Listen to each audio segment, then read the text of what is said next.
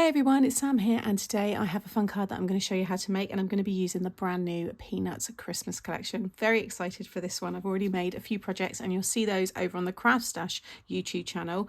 We've had the original Peanuts, then we've had the Halloween Peanuts, and now we've got Christmas Peanuts. And I know lots of you have been looking forward to this one. There's ephemera toppers, ephemera pack, paper pack, washi strips and stickers, and then you've got your stamp and die set.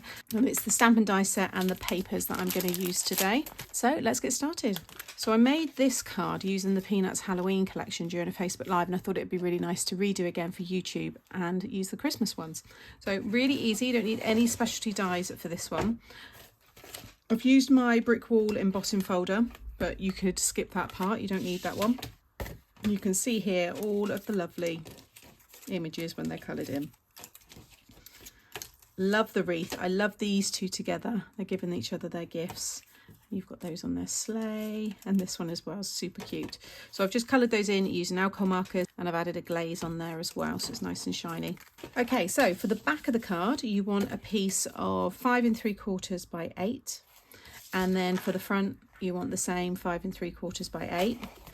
And then for your side pieces, you want 2 pieces of 3 by 5, and along the 3-inch side, you're going to score at 1/2 inch, 1.5 and 2.5. Do that on both pieces. You want to create a mountain and then a valley and then a mountain fold. So you've got those like little birds, little M shapes. Okay, 2 like so.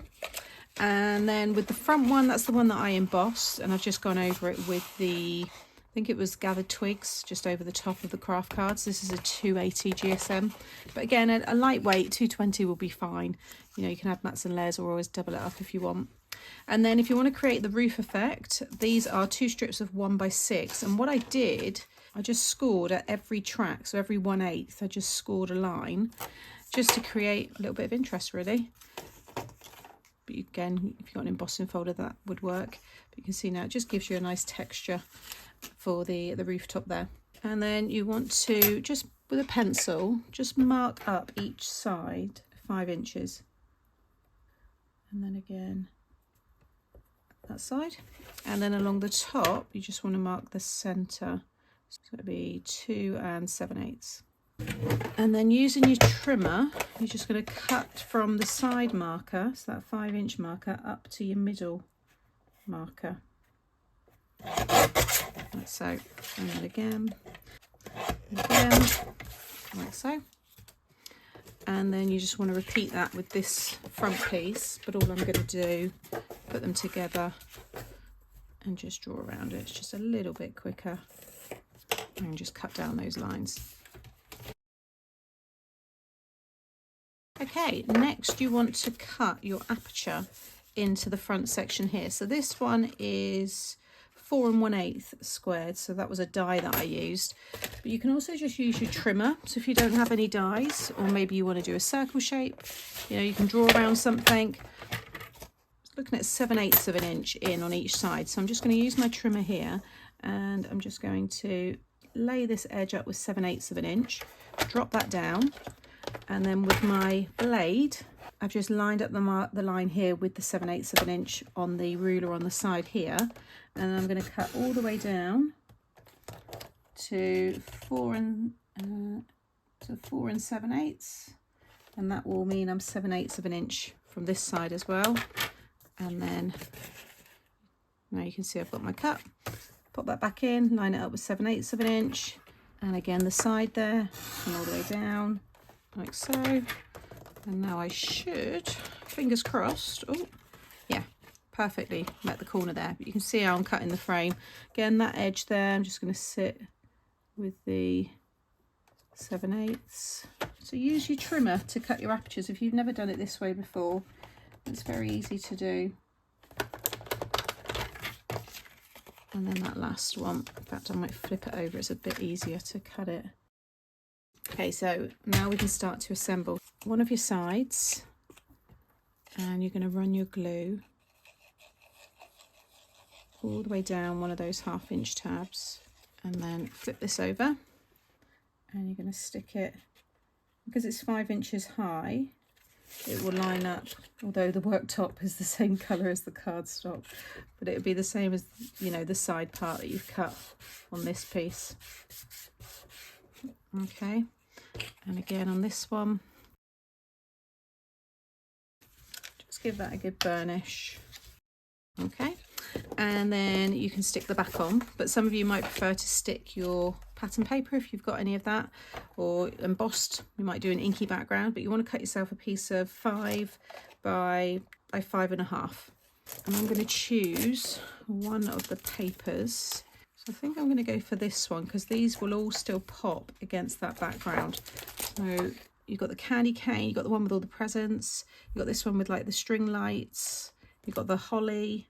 Well, that would be quite nice as well. Let's just grab that one. I think they'll pop better against the red. I quite like the red against the craft card. Yeah, they still go, but I think they pop a bit more against the red, so I'm going to carry on with that.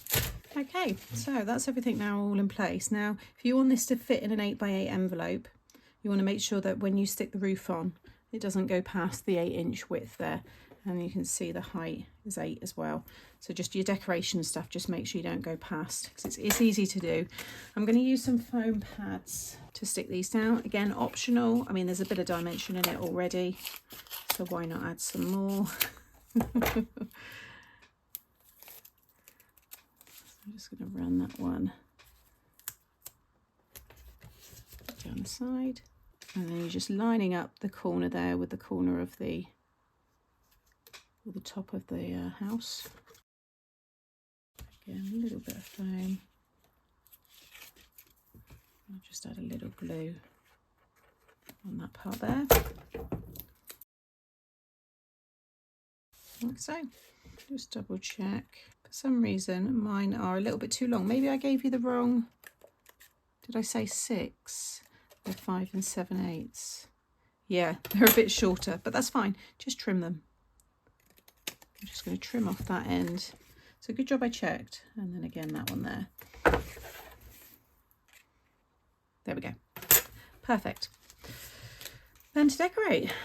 Oh, I think I want to have the wreath. The wreath has to go at the top. I think that looks absolutely so stinking cute.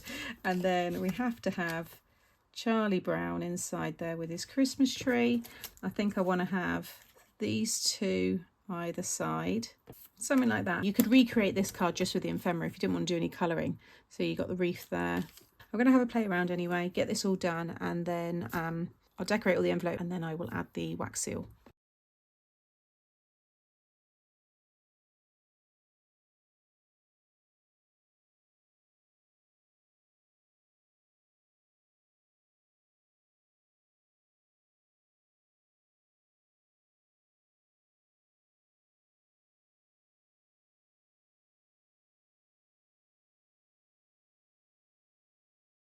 Okay, so there is the finished card. I use the ephemera for these two here, but you do have both of those in the stamp set as well. But I think it's turned out really, really cute. These two I'm going to keep for another card. I think it's going to be too much otherwise. So I started decorating the envelope. So in the washi pack, it's really nice actually. You get some faux little postage stamps. You've got all these little ones here. More of those characters from the stamp set. Lovely big image there. And then you get your 3 strips. You get 4 sheets in the pack here. So I've gone for that one down the side. Then I've used the ephemera postage stamps along the top there. And then these are those washi stickers, which are perfect for decorating your envelopes. And they look like they're actually in the paper because the outline is almost invisible. And then I've just got my own postal stamps here. This is from my Happy Mail set. I've got my wax seal with the red beads melting there. But I always like to just add a few more little stamps. So this one here is like your faux franking. This is all decorative. I would pop this in a padded envelope or something, or hand deliver it. But they just add a really nice touch. I like the airmail one. Add that one just there. And then I'm going to stamp this one. Take a little bit longer to dry because these are coated, so just leave it to one side. I just love that effect. And then I always like to add this one. I'll add it, maybe just do it here, and it's where I like to write like the time and date that I send out the card. And then I've just got my cooling plate to pour out the wax because I don't know who I'm sending this to yet, so I don't want to, so I need to be able to write in it, but I like to have the envelopes all ready to go. But by doing it this way, you can add the wax seal and then you've still got the gum. Be careful because when you add the heat to it, it does make it tacky and it might stick to the plate there, but you can still use it, or add double-sided tape if you're making your own envelope. But once I am ready to seal it, I'll just make that wet and close it up as normal. And I'm using the seal that says do not open until the 25th. I've also got sleigh mail. Actually, I'll stamp that one. They're nearly melted. Let's just quickly stamp the sleigh mail. I'll put that one just underneath. There we go. It's a big envelope, we can put a lot on it. Right, that's ready. So just pour that over.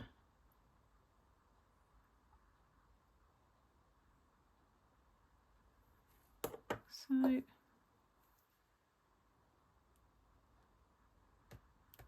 and if you get any air bubbles, just blast it with your heat gun. Okay, I'll just bring this up so you can see it a bit closer. Do not open till the 25th. So there is finished card with a matching envelope, and I've also made these two others, which you can find these tutorials over on the Craft Stash YouTube channel. So again, matching envelope. This is a really nice one. This is a gatefold box card. So it opens up. Again, that's using those characters. And I've made the background there as well and use that brick embossing folder. And then I've made this one here, which is using the ephemera and the papers. And it's this little kind of pop-up scene. And again, I've done an inky background in the middle of that one as well. But I love the papers and that topper. They're from the ephemera topper pack. So some really nice cards there, and I'll definitely be making some more and sharing them on my channel. So I hope you've enjoyed this card style from me today. All of the products will be individually listed in the description box below, and you can also find them by clicking here. Make sure to subscribe to my channel so you don't miss out on future videos, and I'll have a fun fold playlist coming up now that you might want to watch next. Take care. Bye.